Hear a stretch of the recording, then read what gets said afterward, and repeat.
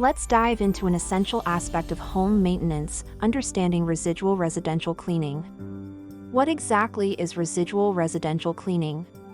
Residual residential cleaning refers to the ongoing maintenance cleaning tasks required to keep your home consistently clean and hygienic.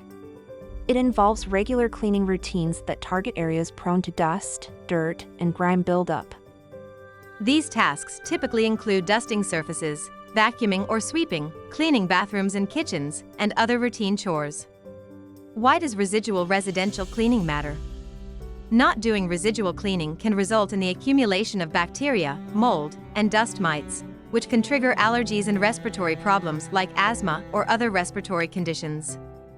Moreover, regular residual cleaning helps prevent the buildup of soap scum, grime, and mineral deposits in bathrooms and kitchens, preserving the integrity of surfaces and fixtures.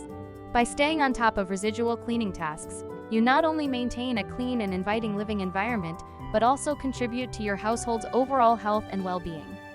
Follow us for more cleaning tips.